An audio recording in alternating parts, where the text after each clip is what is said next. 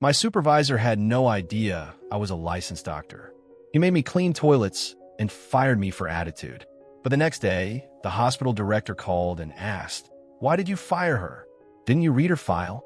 I'm Alex, 29, working as a maintenance worker at Metro General Hospital.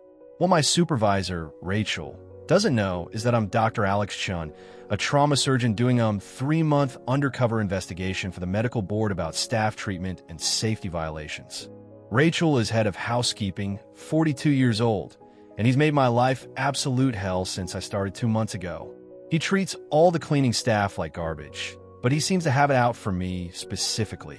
He gives me the nastiest jobs and humiliates me in front of everyone daily.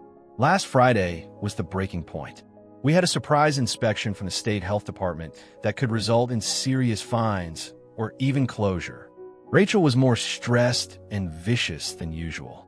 He assigned me to deep clean the surgical wing restrooms, the most disgusting job in the hospital.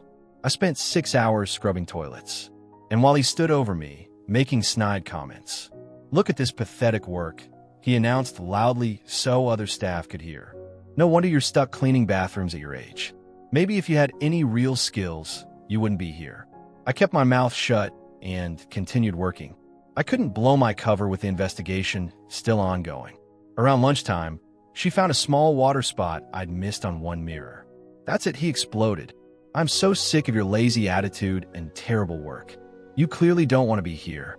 And honestly, neither do I want you here. Clean out your locker. You're fired." I didn't argue. Just gathered my few personal items from the janitor's closet, turned in my uniform, and walked out. Rachel looked satisfied, like he'd finally gotten rid of a problem employee. The next morning, I was having coffee at home when my phone rang.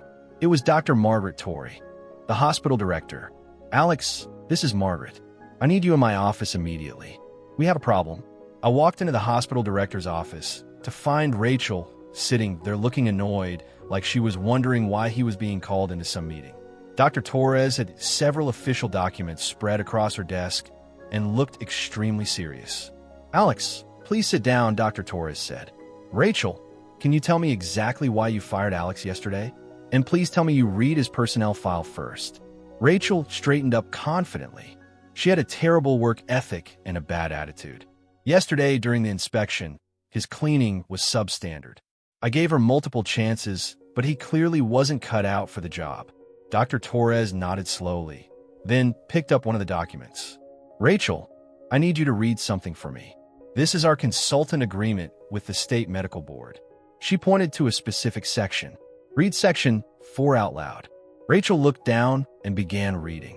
"All designated medical consultants must be treated with full professional courtesy and shall have unrestricted access to evaluate hospital operations and staff interactions." As Rachel read, you could see her confidence starting to waver, though he didn't understand why yet. Dr. Torres picked up another document. "Now read this medical license verification." Rachel's voice got quieter. "Dr. Alex Chun, board certified trauma surgery, Johns Hopkins Medical Center. Current license status, active." The colors started draining from Rachel's face. Then Dr. Torres held up a third document and finally read this consulting contract with our hospital. Rachel's hands were shaking now. "Dr. Alex Chun, Chief Medical Consultant, State Medical Board Investigation. Duration, 3 months, authorized by Hospital Director Margaret Torres." You could see the exact moment Rachel realized what she had done. Her face went completely white and her mouth fell open. Dr. Torres looked directly at Rachel.